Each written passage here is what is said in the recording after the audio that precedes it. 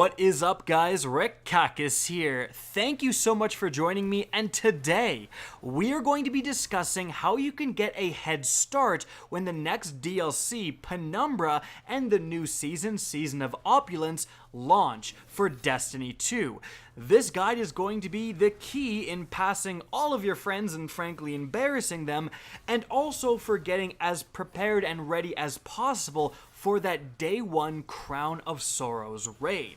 Doing these things will give you a substantial advantage over someone who does it. However, only recently Bungie unveiled some pretty big changes happening with that initial raid run and how you'll be affected, and the way you prepare has changed as well. So let's get started. But just before we do, if you're looking to get some bangin' headphones, I'm partnered with ASTRO. Check the link in the description down below. Clicking it will automatically apply a code, allowing you to save some money and help the channel out. Definition of a win-win. In fact, if you want this bread, why not just get it for free? I'm giving away a pair of ASTRO A40s with the Mix app. If you want to win it, all you gotta do, follow me on Twitter at RickKakis, tweet at me something with hashtag #PenumBread. You gotta rep the bread to get the bread, if you know what I'm saying. And I'm not gonna be stretching this competition out for 12 videos. This is the only video it's in, so get in there, get entered for your chance to win.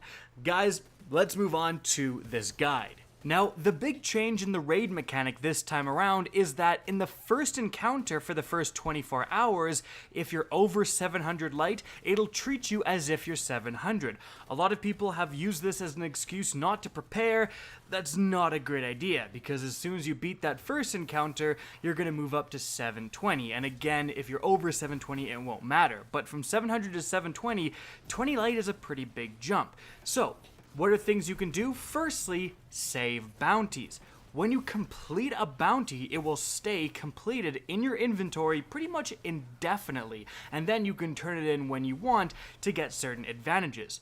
Now, when it comes to bounties that give you powerful rewards, unlike the previous season with Season of the Forge, if you turn those in after Season of Opulence, when they've been completed before, they will always be 700 light.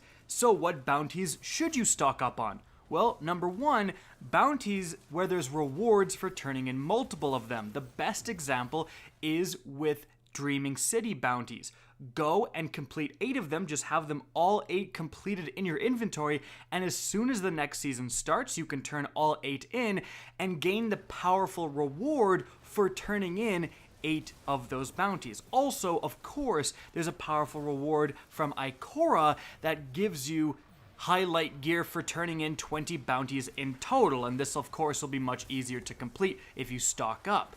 Another type of bounty that you really want to stock up on is bounties that reward progress towards ranks. For example, stock up on a bunch of completed Gambit bounties right now, and then when Season of Opulence starts, turn them all in, and your infamy that has been reset to 0, you may gain enough of to complete a full Gambit rank, and therefore get a powerful reward right off the bat as soon as the new season starts, or at least get enough progress that only a few Gambit matches will rank it up. This also applies to Crucible, although holding on to those bounties is a little bit more difficult in some cases. Now, something else in terms of bounties that you don't necessarily need to hold on to, but rather you should kind of complete right now, is in terms of Season of the Forge bounties from Ada 1. You want to complete those, especially the weekly bounties, before Season of Opulence starts, because you're going to be getting ballistics logs. Those can sit in your inventory, and when the new season starts, you can accept the powerful frames and do them without having to do the weekly bounty to earn the ballistic logs and then get the powerful frames. It's just going to make it a lot more efficient. Now, one more bounty you want to stock up on is clan bounties.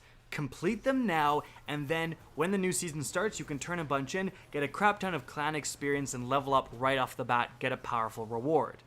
Now, moving on from bounties, something else you may want to do is to not turn in this season's Pinnacle weapons. For example, if you haven't yet acquired your 21 Delirium for Gambit, but you're very close, maybe don't pick it up and wait until next season, because the first time you pick it up, it is coded as a powerful reward. In fact, you can even delete the quest item in your inventory to make sure you're extra careful to do this, and then when next season arrives, obviously the previous season's Pinnacle weapons thing will still be there if last season and the season before are any indication, and then you can pick it up, and then all it requires you to do is go into your triumphs and actually complete that triumph. Like, your triumph can be 100% complete, but until you click on it, it won't actually, complete it and give you the reward. So you can save doing that until next season in hopes that you can, squeeze one more powerful out of that than you otherwise would.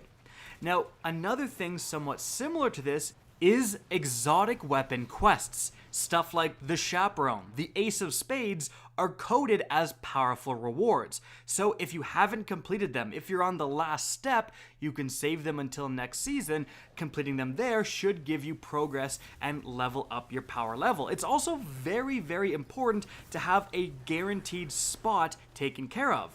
If your kinetic weapon is falling behind and the rest of you is leveling up, you can then say, okay, I'm going to complete my Chaperone quest, get a guaranteed kinetic weapon, right? And that'll slot perfectly in with your leveling progress. Now, moving on from there, let's talk about materials you should stock up on. First and foremost, Planetary Materials. You're only going to have 6+ hours to level up for the raid if you are trying to do it day one.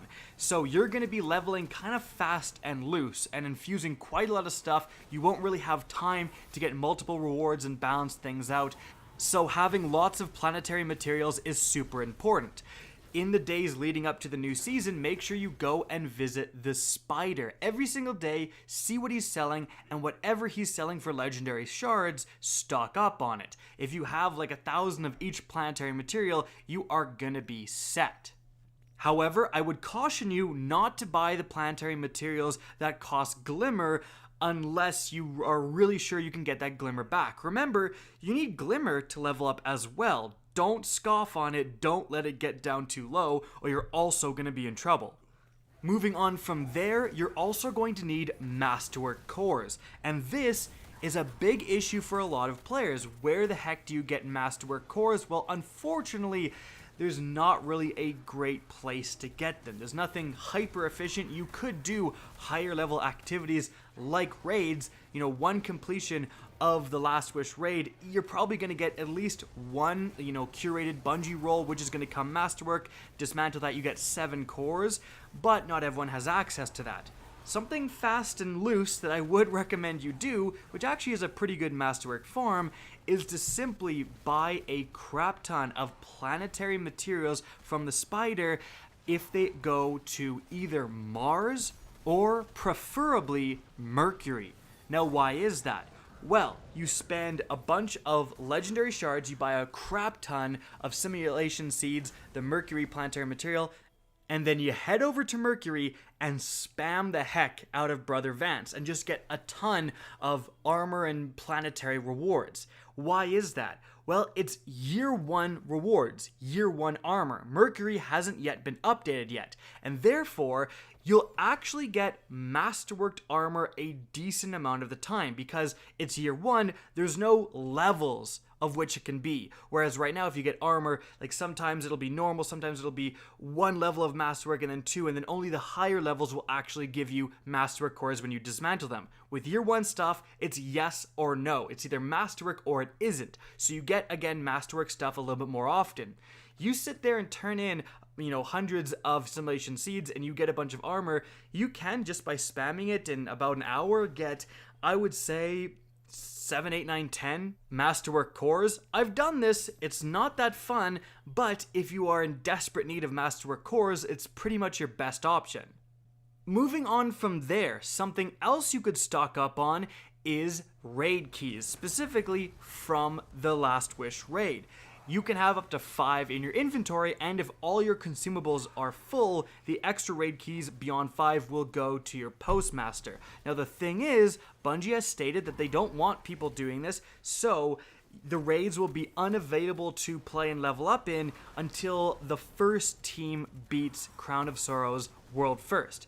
But if you're not the first team and you're just doing the raid for the sake of doing it and doing it for fun, you can still stock up on these keys.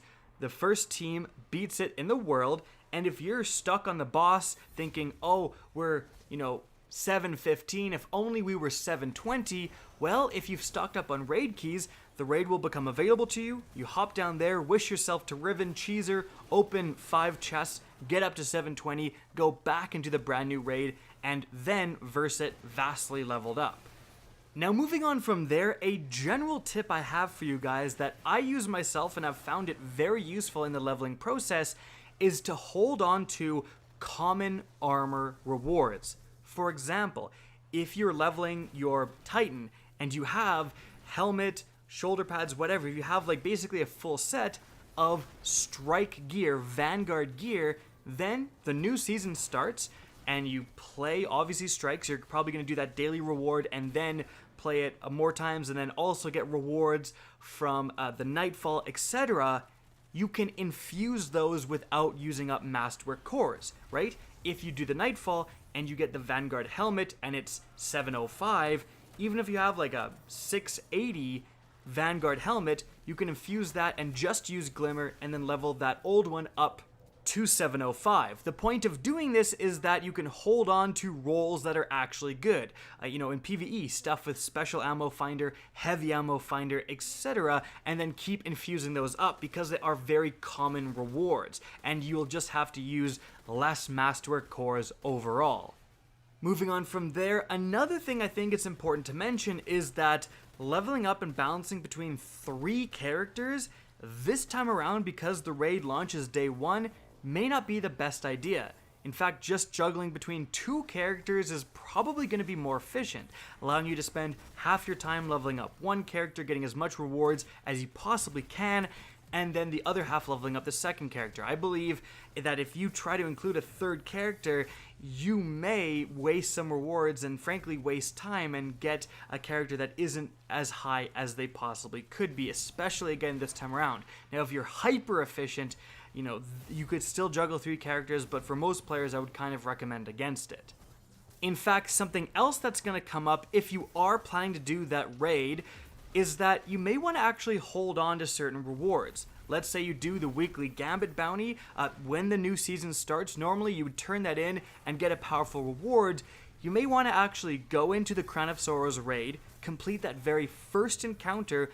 That is going to be a very high light reward. Whatever you get from that first encounter, it's going to be very high power level. And then once you get that, turn in that Gambit bounty, because your light level is going to shoot up because of your raid reward, and then you can pile on top of that with saved powerful rewards potentially in your inventory and get even further, right? Especially because when it comes to leveling, this is something people often overlook, but it's more efficient to get a couple of very high power level rewards and then turn in the +1 rewards to balance yourself out, rather than turning in a bunch of +1 rewards off the start, barely clawing up in progress. So keep that in mind as well. And the last thing I'm going to mention is maybe don't do dailies after 4 days before the new season starts. And that's because dailies have their own progress resets. If you're completing all your dailies, the day before the new season goes live, they may not be available when that new season starts. So keep that in mind as well. Now, normally I'd be giving the same advice when it comes to Prime Engrams, but Bungie has actually said that Prime Engrams won't do this. They will reset that day. And guys, that's it for the video. I hope you enjoyed, found this helpful. If you did, please remember to help me out by simply rating and especially sharing this video. If you guys want to see more Destiny 2 content similar to this, don't be afraid to slap that subscribe button. If you guys want to get in touch with me and keep up to date with the latest channel activity, the best way is to follow me on Twitter at RickCacus. That's linked in the description down below. Again, I hope you enjoyed the video, and as always, have a good day.